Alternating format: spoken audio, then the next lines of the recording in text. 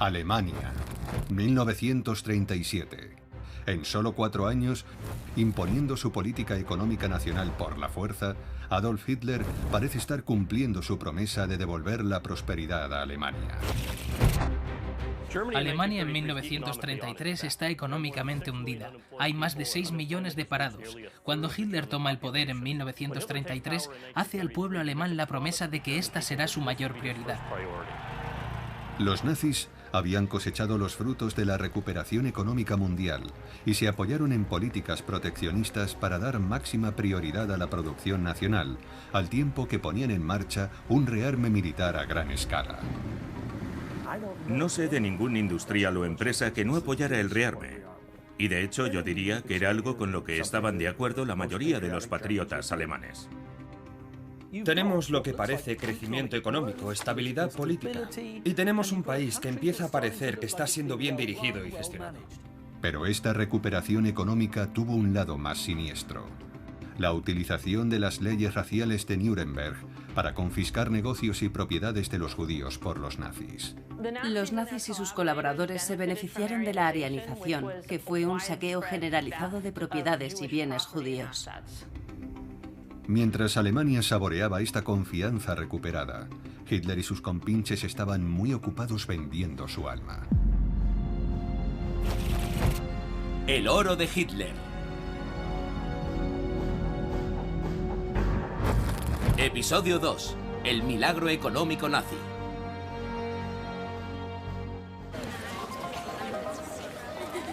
...30 de enero de 1933... Alemania aclama a su nuevo canciller, Adolf Hitler. El inmigrante austríaco y excabo del ejército ha prometido a sus fieles nazis que Alemania volverá a elevarse a una posición de dominio y prosperidad. Pero Hitler no se conforma con tener el futuro de Alemania en sus manos. Quiere controlar toda Europa y quizá el mundo entero. Cuando Hitler llega al poder, decide convocar unas elecciones generales porque quiere ver si puede conseguir suficientes escaños en el Reichstag para introducir una ley habilitante. La ley habilitante sirve para deshacerse de la democracia y le permitiría tener todos los poderes del Parlamento en sus manos. Hitler quería el poder absoluto, pero para conseguirlo necesitaba dinero. Mucho dinero.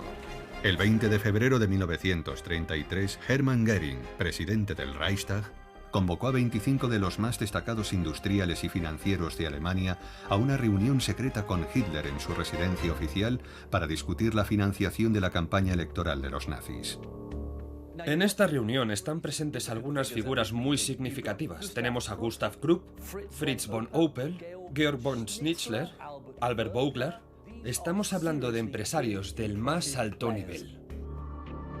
Después de que Göring diera comienzo a la reunión e hiciera las presentaciones, Hitler tomó la palabra e hizo lo que mejor sabía hacer: halagar y cautivar a su público, y asegurarse de que entendieran que iba a hacerles la vida mucho más fácil a todos ellos, siempre y cuando siguieran sus planes y le llenaran los bolsillos.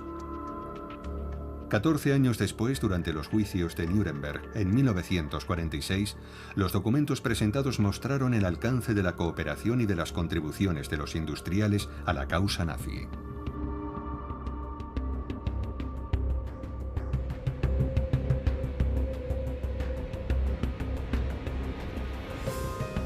Las cantidades aportadas por los participantes en la reunión del 20 de febrero de 1933 en la casa de Göring fueron pagadas a los banqueros Compañía Delbrecht Schickle a una cuenta llamada Fideicomiso Nacional.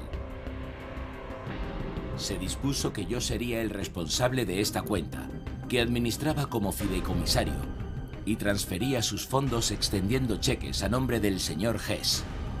No tengo conocimiento de lo que el señor Hess hizo con ese dinero. Con los millones de marcos alemanes transferidos por Schatt al lugarteniente del Führer, Rudolf Hess, el NSDAP pudo embarcarse en la campaña para las elecciones generales, confiando en la victoria que les daría los escaños necesarios para asumir el poder absoluto. La campaña estuvo marcada por el incendio del Reichstag, hecho del que se culpó a los comunistas y que Hitler utilizó como pretexto para ilegalizarlos.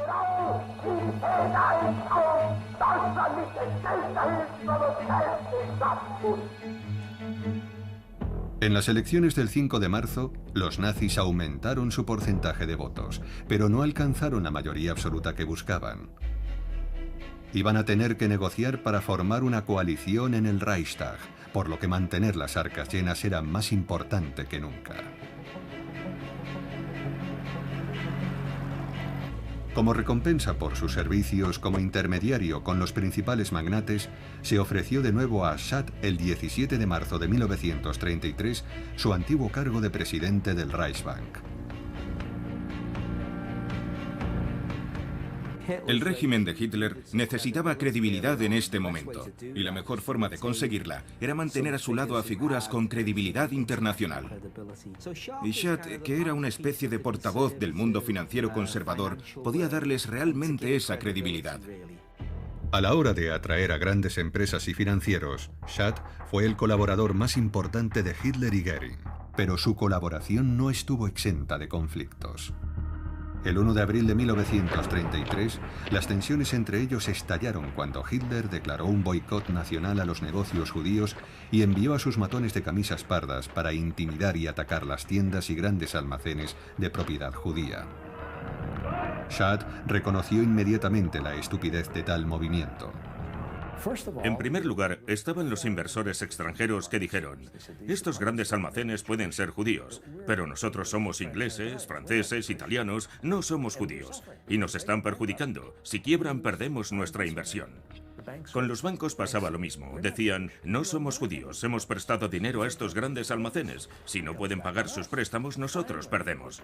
Al final se llegó a tal extremo que incluso los nazis, que trabajaban como empleados en grandes almacenes judíos, decían: el jefe puede ser judío, pero nosotros no. En esta ocasión, Hitler hizo caso a Schadt y retiró el boicot. Sin embargo, esta muestra de lo lejos que estaba dispuesto a llegar Hitler en su política de arianización gustó mucho a sus nuevos amigos de las grandes empresas y especialmente a uno de ellos, el fabricante de armas Gustav Krupp von Bohlen. Krupp, que en su día había criticado a Hitler y a los nazis, eligió este momento para convertirse a la causa. En 1918, cuando ya sabían que se avecinaba la derrota, los Krupp y otros industriales se las ingeniaron para sacar sus patentes y sus ingenieros de Alemania y trasladarlos a España, a Suecia, a los países neutrales. Incluso experimentaron con nuevas armas en la Rusia comunista. En la República de Weimar ya existía un acuerdo secreto de cooperación entre el Reichswehr y el ejército soviético. Se probaron en la Unión Soviética aviones de guerra y tanques que el Reich alemán no podía producir en virtud del Tratado de Versalles. Cuando tuvo la oportunidad de reunirse en secreto con Hitler el 3 de febrero de 1933, Krupp recibió garantías del inminente rearme de Alemania y de que en poco tiempo sus fábricas podrían volver a funcionar dentro de las fronteras alemanas. Días después de llegar al poder, Hitler pronunció un discurso ante un grupo de altos mandos del ejército y lo expuso con claridad. Dijo: la prioridad número 1 es el rearme y el ejército ocupará el lugar más importante en mi gobierno. Krupp, como otros empresarios alemanes, también era un oportunista. Estaba dispuesto a comprometerse con el poder político siempre que éste no pusiera en peligro sus intereses como empresario, y así fue. Como empresa siderúrgica y de armamento, Krupp fue una de las que más se benefició del creciente gasto del Reich en armamento. Gustav Krupp ya había donado 1 millón de marcos a la campaña electoral nazi como muestra de su buena voluntad, pero ahora quería ir más allá. Aseguró a Hitler que sus industrias estaban dispuestas a rearmar Alemania y a seguir contribuyendo al NSDAP sin más condiciones que la de servir y apoyar al Reich de Hitler.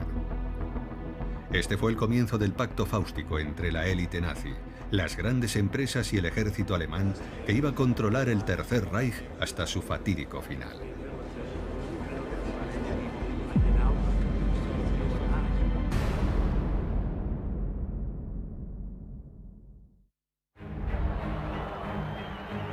Para consolidar su poder sobre la economía alemana, Hitler necesitaba tener también el control de la clase trabajadora. El 1 de mayo de 1933, Hitler declara el Día Nacional del Trabajo, un día festivo con paga. En toda Alemania, los sindicatos organizan manifestaciones masivas para celebrar este día, agradecidos de que el nuevo régimen apoye a sus afiliados. Pero en realidad, Hitler tenía preparado algo muy diferente para ellos.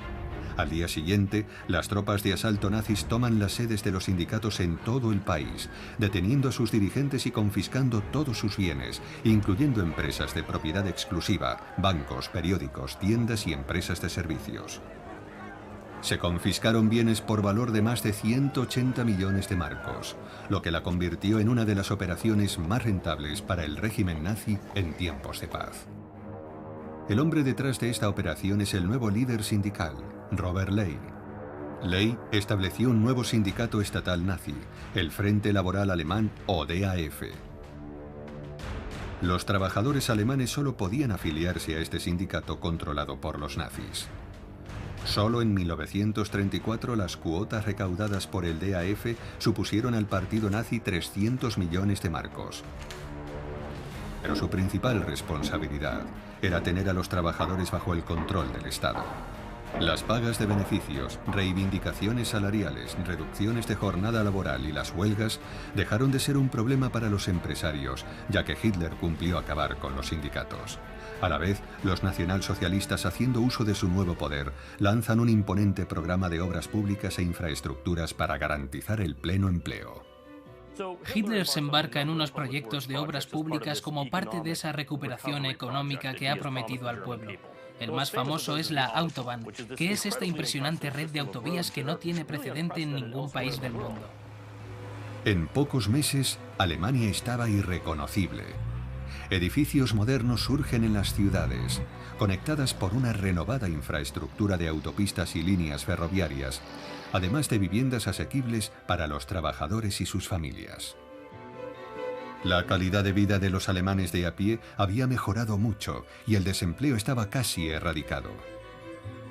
Pero como siempre ocurría con los nazis, esta aparente prosperidad económica era una fachada tras la que se ocultaban siniestras actividades. Hitler pensaba en las implicaciones militaristas de todo esto. Tener un sistema de carreteras para transportar mercancías y vehículos iba a ser un factor importante para el bando alemán en la Segunda Guerra Mundial. Hay una conspiración para rearmarse en secreto en contra de los deseos de los aliados y también de las condiciones de la Liga de Naciones, porque Alemania, en los primeros años 30, todavía estaba en la Liga de Naciones. Y también es una condición del Tratado de Versalles. Así que Hitler estaba dispuesto a llegar muy lejos para rearmarse en el más absoluto secreto. Dado que el rearme de Alemania tenía que llevarse a cabo en secreto, los nazis tenían que encontrar la forma de ocultar los costos de tal cometido. Necesitaban una nueva financiación secreta. Una vez más, el fiable Hjalmar Schacht ideó una solución ingeniosa: la creación de los bonos MEFO. MEFO eran las siglas de la Corporación para la Investigación Metalúrgica, una empresa fantasma creada por Schacht para que el gobierno pudiera extender créditos a las empresas alemanas a cambio de obligaciones gubernamentales reembolsables. Como es habitual en este tipo de instrumentos comerciales, se emitían a un plazo de 3 meses. En otras palabras, el Reich suscribía créditos para financiar contratos de armamento. Solo que estos bonos tenían una cláusula de renovación y podían aplazarse hasta 5 años, algo que en realidad no estaba permitido por la ley. Esto permitía al Reich endeudarse, aunque de facto era una deuda a largo plazo que no tenían que declarar en el registro ni en el presupuesto imperial. El capital inicial de MEFO lo aportaron 4 de los mayores fabricantes de armas del país, entre ellos Krupp. Estas empresas no solo iban a construir la maquinaria bélica de Alemania, además serían un agente de importancia hacia el pleno empleo.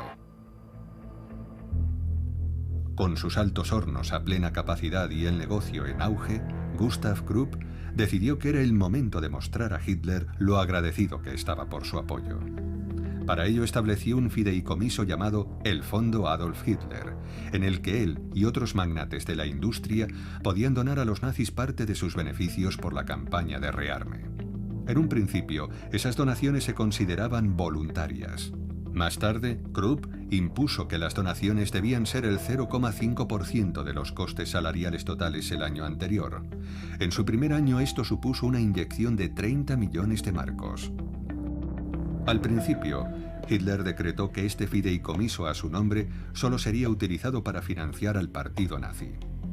Cuando Hitler llega al poder, hace una gran jugada cuando dice: estoy completamente limpio en lo económico, voy a renunciar al sueldo de canciller. Puedo vivir de ese fondo del partido nazi, que yo mismo he creado, y de los derechos de mi libro, Mein Kampf. Max Hamann ya había dejado claro que cada pareja que se casase debía tener un ejemplar de Mein Kampf, y costaba bastante dinero, así que de aquello sacó una gran cantidad de dinero. Solía volverse los bolsillos del revés y decir: no llevo dinero, yo no tengo dinero.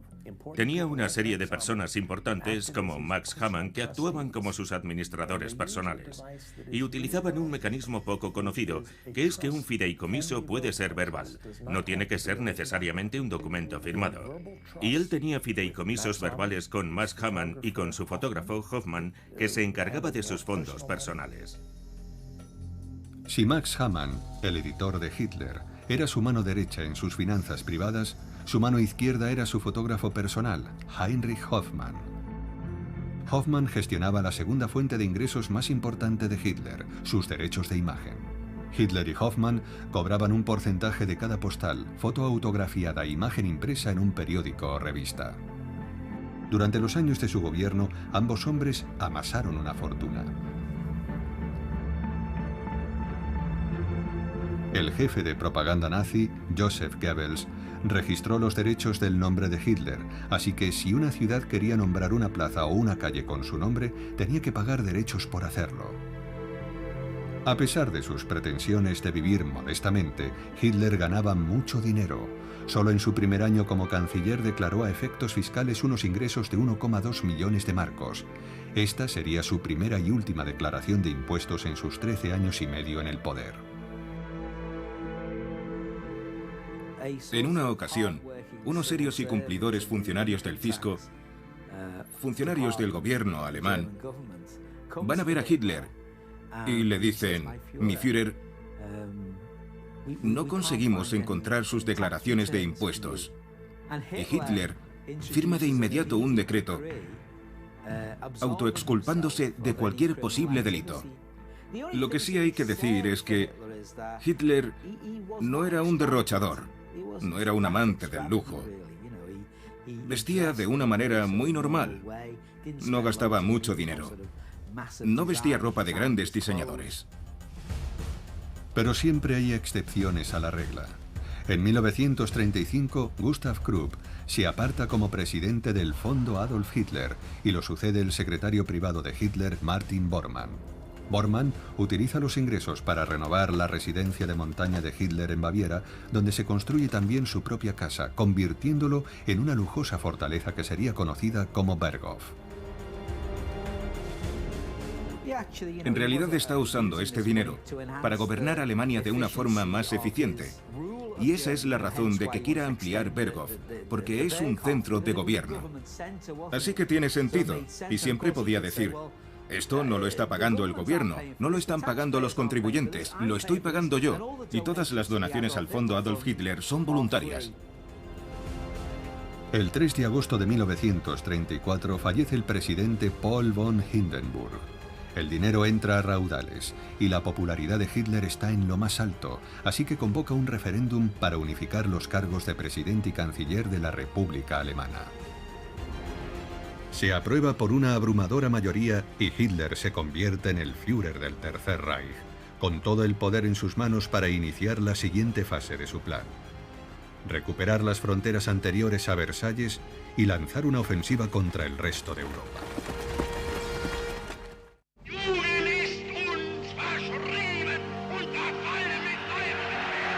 Agosto, 1934. Adolf Hitler es ahora el Führer, el gobernante absoluto de Alemania. Tras ilegalizar y exiliar a todos sus oponentes políticos internos y concentrar toda la autoridad en su persona, ahora está dispuesto a hacer público su ya avanzado plan de rearme militar.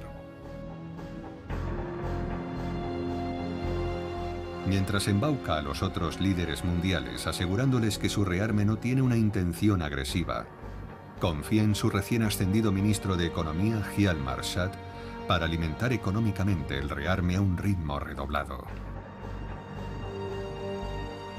Hjalmar Schacht fue sobre todo el responsable de financiar el rearme alemán con la economía exterior mediante la firma de acuerdos comerciales bilaterales que negoció como ministro de Economía, pero también mediante la ampliación de los plazos de liquidación de los préstamos y bonos. Hjalmar Schacht fue la imagen de seriedad que el Reich alemán quería presentar ante los países occidentales. En el extranjero se le consideraba la figura que podía moderar o incluso controlar políticamente a Hitler y a sus colaboradores más cercanos, pero esta idea era errónea. El 16 de marzo de 1935, Hitler proclama oficialmente el rearme de Alemania y pone su aparato industrial a toda máquina. Además, al mismo tiempo que incrementa el gasto militar del país, reimplanta el servicio militar obligatorio. El servicio militar obligatorio redujo el desempleo en Alemania, saca a millones de hombres del mercado de trabajo y los emplea en las Fuerzas Armadas. Alemania proclama haber reducido el desempleo a cero y alcanzado el pleno empleo. Esto es un gran logro cuando la mayor parte del mundo sigue por encima del 20% y Alemania parece haber resuelto este problema casi de la noche a la mañana. Tenemos lo que parece crecimiento económico, estabilidad política. Y tenemos un país que empieza a parecer que está siendo bien dirigido y administrado. Y no olvidemos que 1936 es el año de los famosos Juegos Olímpicos de Berlín. Esto es una fabulosa campaña de publicidad. Los Juegos Olímpicos de Berlín de agosto de 1936 fueron el escaparate de una Alemania resurgente y la reafirmación de las intenciones pacíficas de los nazis. Cuando se trataba de impresionar, Hitler y su jefe de propaganda, Joseph Goebbels, no reparaban en gastos. Gastaron 16 millones de marcos imperiales y a nivel nacional fueron 30 millones. Además, produjeron una increíble película documental de propaganda llamada Olimpia, de la famosa directora Leni Riefenstahl. Y eso costó alrededor de 7 millones de marcos. Estamos hablando de cifras astronómicas. Esto realmente les funcionó a los nazis. Ahora Hitler podía sacar pecho en el escenario mundial, sabiendo que las llamadas grandes potencias estaban acobardadas por esta nueva demostración de fuerza y supremacía de Alemania. Había rearmado el país contraviniendo directamente el Tratado de Versalles ante la breve y tibia protesta de los aliados occidentales. Había promulgado las infames leyes raciales de Nuremberg y nadie había movido un dedo. Era intocable. Una vez completado con éxito un plan económico de 4 años, Hitler estaba listo para lanzar el siguiente. Pero esta vez, su supervisión estaría a cargo de alguien más cercano al trono de Hitler, Hermann Göring. El plan cuatrienal fue redactado por Göring en 1936 por encargo de Hitler. Este plan consistía en convertir la economía alemana en una economía de guerra en un plazo de 4 años, reduciendo las importaciones de materias primas, invirtiendo en sectores económicos como la producción de combustible, con lo que el Reich se hacía más independiente del exterior. El objetivo era sobre todo concentrar las materias primas escasas, como el acero, en los sectores más importantes para el armamento. Con los vínculos de Göring con la alta sociedad y la clase dirigente, esta era una forma de reforzar los lazos entre el partido nazi y una compañía alemana muy influyente, el gigantesco conglomerado químico IG Farben. En la década de 1920, IG Farben está en el puesto 450, más o menos, de las empresas más ricas del mundo. En 1942 es la tercera empresa más rica del mundo. ¿Cómo sucedió esto? Como esta empresa, que era una empresa química, llegó a ser un gigante monopolista tan dominante en la Alemania nazi. Cuando el gobierno nazi impulsó la producción de combustibles sintéticos a partir de 1934, IG Farben, que era su mayor fabricante, se benefició considerablemente. Desde este punto de vista, IG Farben pudo beneficiarse del cambio de rumbo hacia una política de autosuficiencia, hacia una política de armamento, también como conglomerado. Era una empresa química, pero además fabricaba caucho sintético, aceites sintéticos y más adelante también un pesticida llamado Ciclón B. El Ciclón B iba a jugar un papel muy significativo y siniestro en el horror de la solución final.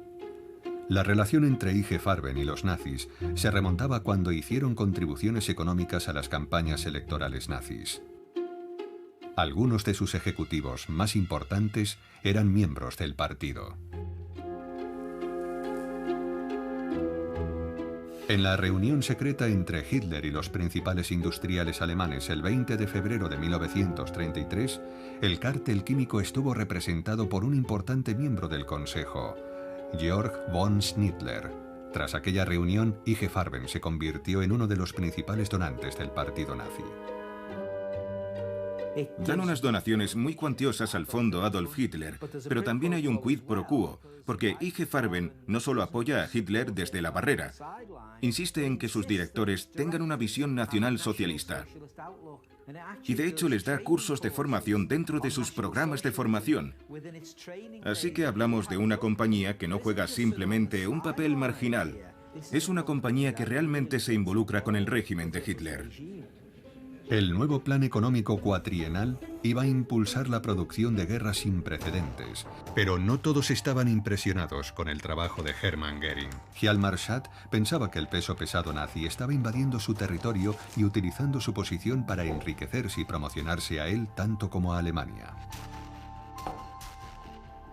Todo lo que se consiguió con el plan cuatrienal no fue más que la consecuencia de las medidas que yo había tomado como ministro de Economía. A finales de 1937 yo ya los había coordinado con el plan cuatrienal y con la industria, cuando la Fundación Reichswehr Hermann Göring me tomó completamente por sorpresa.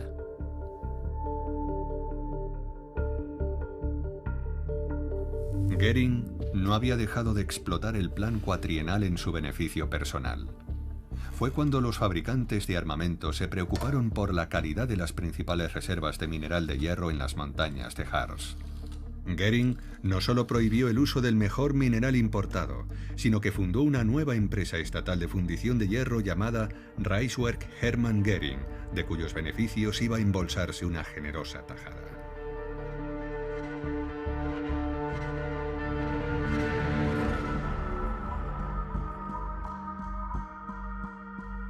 Aunque varios industriales alemanes estaban preocupados por la megalomanía y la corrupción de Göring, uno que no lo estaba y que se estaba beneficiando aún más era el magnate del carbón y el acero Friedrich Flick.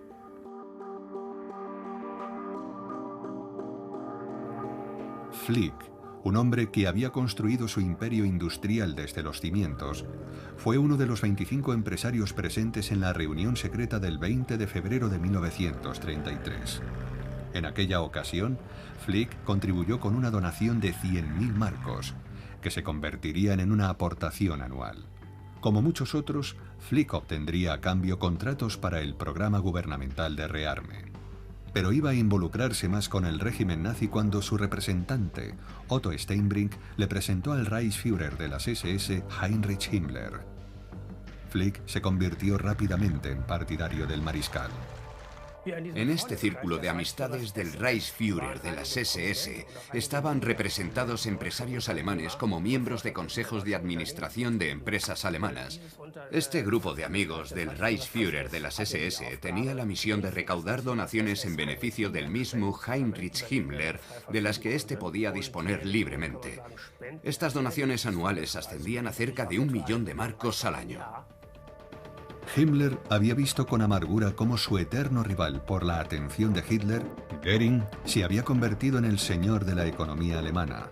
Pero irónicamente, cuando Göring se convirtió en el responsable del nuevo plan cuatrienal, se encontró con que necesitaba la Organización Nacional de las SS para gestionarlo. Las SS también necesitaban relacionarse con financieros como Friedrich Flick, quien suministraría toneladas de carbón para operar los altos hornos de la Reichswerk Hermann Göring. Una víctima de la nueva cooperación entre Himmler y Göring en la coordinación de la economía alemana fue Hjalmar Schacht. Schacht se había enfrentado con Göring al transmitir a Hitler sus dudas sobre la gestión económica de Göring. Ahora, con Himmler en su bando, Göring pudo desplazar fácilmente a Schad, a quien como consuelo se le permitió seguir siendo presidente del Reichsbank, por el momento.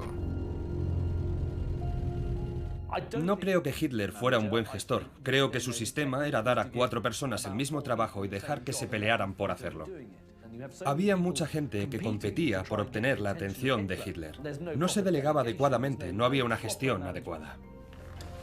Tras quitar de en medio a Schad, Göring había consolidado con éxito su posición como jefe único y supremo de la economía y la industria alemana. Con su habitual estilo soberbio, no pudo resistirse a dar el golpe de gracia al humillado Schad con una llamada telefónica de despedida desde su suntuoso despacho en el Ministerio de Economía. Herr Schad, ahora mismo estoy sentado en su sillón. Alemania, noviembre de 1937. Desde hace un año la economía en expansión de la nación ha estado bajo el control de uno de los hombres de confianza de Hitler, Hermann Göring. Pero a pesar de su ritmo de crecimiento, sigue teniendo varios problemas importantes. Su autosuficiencia y su enfoque proteccionista han supuesto la sustitución de materias primas de alta calidad importadas por otras nacionales de menor calidad. Y para satisfacer las demandas del plan cuatrienal y mantener el ritmo de rearme, el Tesoro alemán tiene que suscribir grandes préstamos endeudándose gravemente. Hay que tener en cuenta que el país se está recuperando porque se está endeudando. Está pidiendo mucho dinero prestado y la única forma para devolver tanto dinero es mediante la expansión territorial. Y eso significa invadir otros países y saquearlos. El 12 de marzo de 1938, las tropas alemanas anexionan su pequeña vecina Austria sin hacer un solo disparo. Tras 25 años fuera de su país natal, Adolf Hitler elige simbólicamente el paso fronterizo de Braunau am Inn, su ciudad natal, para hacer su entrada triunfal. Miles de austríacos entusiastas dan la bienvenida a su hijo favorito. Los nazis fueron recibidos con los brazos abiertos en muchas partes de Austria, no solo en la ciudad natal de Hitler, sino también en Viena. Los nazis fueron recibidos muy calurosamente en muchos lugares. Aunque ahora digan, nosotros fuimos la primera víctima del nazismo. Por muy satisfactorio que fuera para Hitler unificar su país natal con su nación adoptiva, la anexión iba a ser enormemente ventajosa para la economía alemana y para Hermann Göring en particular. Por una parte, el Reich alemán absorbió las reservas de oro y divisas de Austria. En segundo lugar, se benefició de las reservas de mano de obra de la economía austríaca. Al mismo tiempo que extendía sus fronteras y despojaba de sus activos a los países vecinos, el Reich nazi también extendía sus políticas de arianización, lo que le permitía apropiarse de más negocios y ahorros judíos.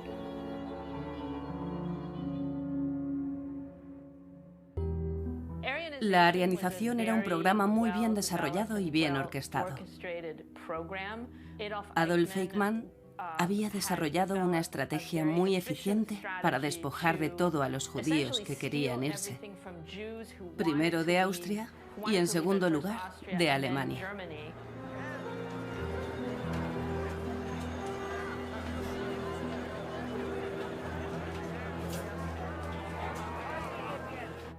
Así que iban a un negocio, ya fuesen unos grandes almacenes o un periódico judío, y decían: puedes hacer una de estas dos cosas.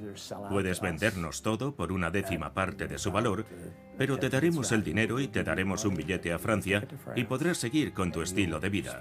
O te vamos a encerrar en un campo de concentración. Tú decides. En Alemania fue un proceso bastante largo que comenzó a partir de 1933 y se fue intensificando en los siguientes años. Pero en Austria todo fue muy rápido después del Anschluss en 1938. En pocos meses se habían incautado las empresas en una arianización salvaje y luego la Oficina de Transferencia de Propiedades continuó el trabajo.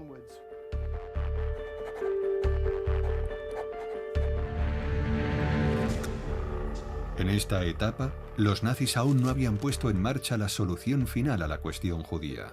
Para unos pocos afortunados, todavía era posible escapar del Reich alemán, siempre y cuando aceptaran entregar todas sus posesiones al Estado alemán.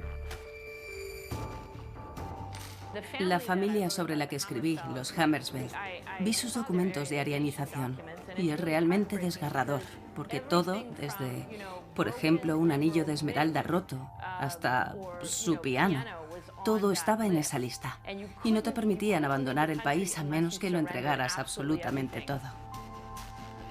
Los nazis se beneficiaron de la emigración de los judíos aplicándoles una tasa de salida que equivalía a un 25% de sus bienes en el momento de la emigración. Y aún más cuando transferían divisas. Esto estaba sujeto a un recargo de hasta un 80% de todo lo que intentasen transferir.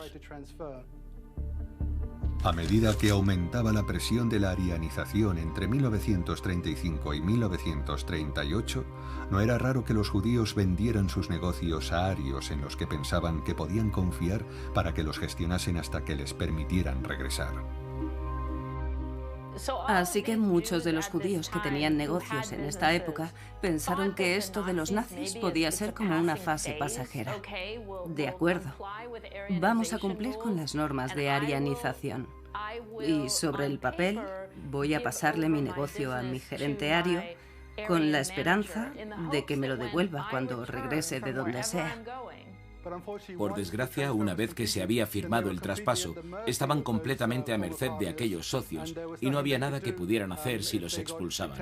Y luego, en segundo lugar, el dinero que recibían a cambio también iba a parar a cuentas bloqueadas, así que al final tampoco les servía de nada. En Austria, este proceso se intensificó cuando Goering impuso el registro obligatorio de las propiedades judías como parte de su plan cuatrienal. La Oficina Central de Seguridad del Reich era una especie de oficina de liquidación. En esencia, te daban un visado de salida para abandonar tu propio país. Pero era como una fábrica donde entrabas, te robaban todas tus posesiones, renunciabas a todo sobre el papel y al final conseguías los documentos para poder salir, si tenías suerte. El partido nazi controló el proceso de arianización cuidadosamente. Por ejemplo, los administradores económicos de las regiones tenían el poder de decidir quién se quedaba con una determinada propiedad a través del proceso de arianización. Casi todo acababa en manos de miembros del partido nazi, dando lugar a una gran corrupción. Las persecuciones ideológicas y económicas de los judíos iban de la mano. El 9 de noviembre de 1938, incitados por la propaganda antisemita de Goebbels, grupos de las SA, con la ayuda de civiles, llevaron a cabo el mayor y más violento de sus pogromos contra los judíos.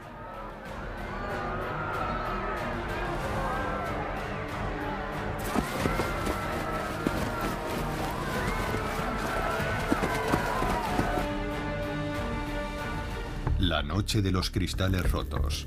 Cientos de propiedades judías, comercios y sinagogas fueron incendiados sistemáticamente.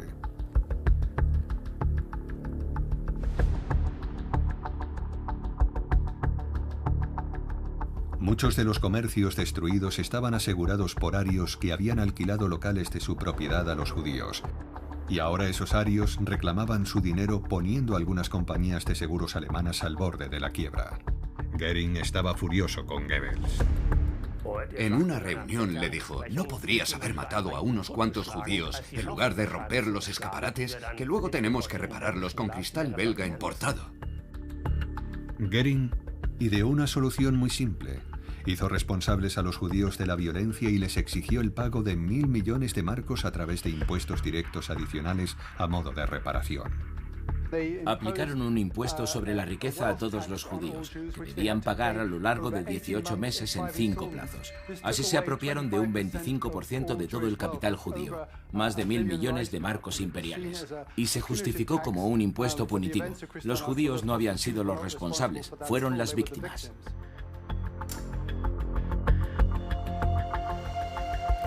En un intento de salvar al menos una parte de sus activos, algunos judíos los enviaban a Suiza, donde pensaban que el secreto de su sistema bancario podría mantener algunas de sus posesiones fuera del alcance de los nazis. Lo que llegó a ser realmente obsceno es que la Gestapo enviaba a sus agentes a Suiza, con unos poderes notariales, a menudo obtenidos por la fuerza, de alguien que habían enviado a un campo de concentración. Y presentaban aquellos poderes y decían: soy el representante legal de tal persona y estoy aquí para retirar todos sus activos del banco. En octubre de 1938, después de invadir Austria y la crisis de los Sudetes, ante apenas un murmullo de protesta de la comunidad internacional, Hitler se estaba preparando para ampliar su expansión en busca de territorio y recursos. El 15 de marzo de 1939, Hitler movilizó sus tropas y ocupó el resto de Checoslovaquia. Al igual que en Austria, el ejército alemán apenas encontró resistencia, y la comunidad internacional abandonó al gobierno checo a su suerte. Edvard Benes, presidente de Checoslovaquia. Checoslovaquia contaba con algunas de las industrias más desarrolladas del antiguo imperio austrohúngaro, así como con importantes reservas de carbón en la región de Silesia. Todo fue rápidamente incautado y puesto bajo el control del Reich. Las avanzadas industrias aeronáutica, armamentística y automovilística de Checoslovaquia habían permitido a este país tener uno de los ejércitos mejor equipados del periodo de entreguerras. Y dado que no hubo resistencia, los alemanes pudieron confiscar una gran cantidad de equipo militar, suficiente para armar a 30 divisiones, la mitad del ejército alemán. Pero hubo algo de lo que el Reich no pudo apoderarse de inmediato: las considerables reservas de oro checas. El Banco de Pagos Internacionales es un banco que se creó después de la Primera Guerra Mundial para recaudar los pagos de reparación alemanes, de modo que todos los países que habían estado involucrados en la guerra tenían cuentas allí. En 1939, el gobernador del Banco de Inglaterra, Montague Norman, era un buen amigo de su homólogo del Reichsbank, Hjalmar Schacht. Cuando pocos días después de la transferencia de las reservas de oro checas al Banco de Inglaterra, Schacht pidió a Norman que entregara las reservas de oro checas al BPI y que las transfiriera al Reichsbank. Norman aceptó de buen grado. Ninguno de los otros socios del Banco de Pagos Internacionales se atrevió a protestar. Los deseos de Hitler eran órdenes. Norman era simpatizante de los nazis y no lo protegió. Y esta fue una de las formas en que utilizaron un banco que había sido creado con el fin de cobrar las reparaciones de los alemanes después de la Primera Guerra Mundial. Lo usaron como parte de su vasta red de lavado de dinero. Hay que reconocer que fue brillante lo que hicieron. Brillante, pero totalmente ilegal y corrupto.